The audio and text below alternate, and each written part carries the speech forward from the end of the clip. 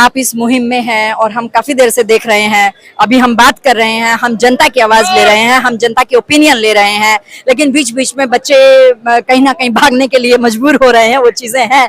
तो ये चीजें कब तक ऐसे चलती रहेंगी? मेरा देश का युवा ऐसे इसी रोड पर कब तक रहेगा? मैम जब तक अभी बताया था ना, देख रहे अभी देखे आपने कैसे किया जा रहा है, आपने देखा अभी। मैंने इससे पहले भी आपके इस पे बोला था कि ऐसे ही हो रहा है, कुछ नहीं कर रहे, बस पब्लिक ऐसे खड़े हुए मान लिए। जो अपना हक है वो तो बोलेगा ही बोलेगा। मेरा महान देश महान है मेरा, ये तो बोल सकता है ना। उसके बाद पुलिस वाले देख रहे कैसे कर रहे हो। मैम ये तब तक रहेंगी, आप मेरा आंसर, ये चीजें तब तक रहेंगी मैम जब तक एक मिनट बेटा, तब तक रहेंगी जब तक कोई भी सरकार, एनीवन सरकार डेमोक्रेसी में अगर जो है वो अकाउंटेबल नहीं होगी पब्लिक की तरफ को। एक आज दबा देंगे, कल को कोई और दिप के आएगा, पहले केजरीवाल जाएगा, फिर कोई दिप के आएगा, फिर कोई वो सोनम वांगचुक, पर उठती रहेगी तब तक जब तक अकाउंटेबिलिटी स्टैब्लिश नहीं होगी किसी डेमोक्रेसी, या डेमोक्रेसी खत्म हो जाए तब तक ये आवाजें रहेंगी। आवाजें लगाने की नौबत आ क्यों रही है? तकलीफ इस बात की है युवा को, शायद हो गई है सरकार की। युवा की तो तकलीफ तो इसी बात से इस चीज के लिए चुनी गई थी सरकार की अकाउंटेबल हो, उसकी अकाउंटेबिलिटी खत्म हो चुकी है। अकाउंटेबिलिटी नहीं है सरकार। 2014 साल नहीं, 2014 से अकाउंटेबिलिटी, जब आपकी कांग्रेस सरकार थी क्यों पलटी?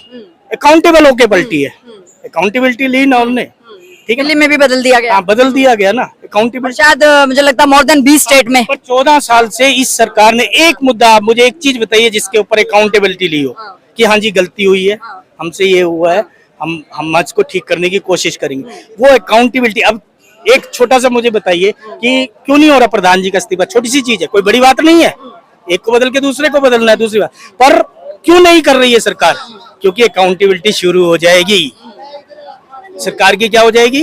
वही जो बात अब आप ही अभी कर रहे थे थोड़ी देर पहले, पकड़ के पकड़ा। हाँ यस, और होना चाहिए, होना चाहिए, इसमें गलत नहीं है। अगर जो आप आज अकाउंटेबिलिटी लेंगे तो कल को दूसरे मुद्दे पे, कल को तीसरे मुद्दे। सरकार नहीं चाहती, ये सरकार नहीं चाहती कि अकाउंटेबल बने, ठीक है। अकाउंटेबल बनने से जो सेकंड पार्ट है आपका किसी भी लोकतंत्र का कि सरकार अकाउंटेबल बनी, वो स्टैब्लिश होता है, और ये सरकार हमें नहीं लगता लोकतंत्र को मानती है। नहीं, इस प्रस्ताव को लेके आए वाजपेयी साहब थे, ना कि आज की गवर्नमेंट है। वाजपेयी साहब का कहना था कि देश हमारा पहले होना चाहिए, बाद में हम कोई भी पार्टी, कोई भी धर्म, कोई भी लोग होते हैं, सरकारें आती रहेंगी जाती रहेंगी। बट आज के लोगों का ये है कि देश से कोई मतलब नहीं है, हमें गद्दी चाहिए। उस गद्दी के लिए चाहे वो हिंदू हो, चाहे मुस्लिम हो, चाहे सिख हो, चाहे ईसाई हो, कोई भी इंडियन हो, उसको हम इस तरह से बांट के रखेंगे कि हमें गद्दी मिले। तो लेकिन युवा तो जागरूक है ना, बट क्यों रहा है? युवा जागरूक है बेसिकली।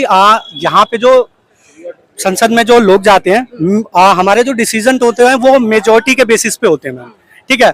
जनता जागरूक है, एक लिमिटेड है, ठीक है, एक पूरा तबका जागरूक नहीं है। जब वो देखते हैं ना वो टिकटों का जब बंटवारा होता है तो मेरी कौम से टिकट नहीं मिली, मेरी कौम से टिकट नहीं मिली, मेरी कौम से टिकट नहीं मिली, जब वो कौम वाले उठ के आ जाते हैं तो फिर वो कम्युनिटी वाला सिस्टम आ जाता है। आज की डेट में हम लोग वोट डेवलपमेंट के लिए थोड़ी कर रहे हैं।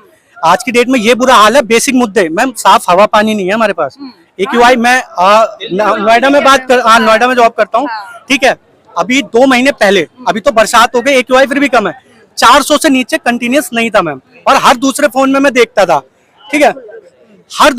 ये मुद्दा होना चाहिए ना कि हमें साफ हवा मिले, ठीक है, साफ पानी मिले, इन्वायरमेंट अच्छा हो, एजुकेशन अच्छी हो। भाई हम लोग तरक्की कर लेंगे।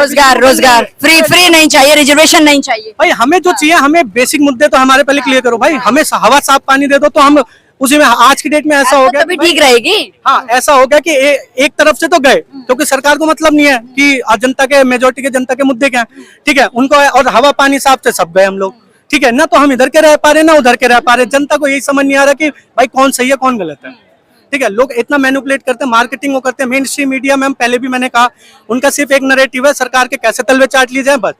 अरे लेकिन ये मेरे भारत का युवा यहाँ जो इतना टाइम से है, कितने दिनों से, और अब तो पूरा यहाँ से लेके वहां तक का पूरा युवा वहां है, इतना सारा युवा वहां है, तो ये कब तक ऐसे चलेगा?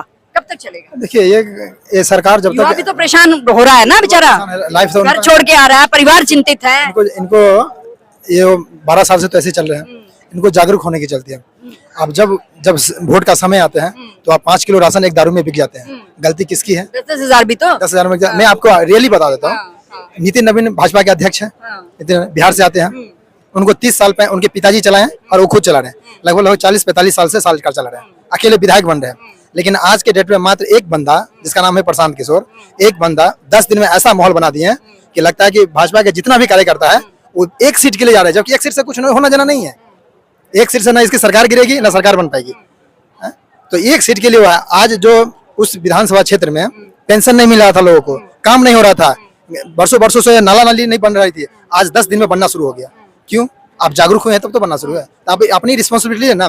आप जो एक वोट का कीमत है लगभग 200 करोड़, जो 5 किलो अनाज में बिक देते हैं। आप उस नेताओं से पूछिए जिसे आप 5 किलो अनाज में बिकते हैं, क्या आपको आप 5 किलो अनाज में बिक जाने वाले लड़कों से पूछिएगा क्या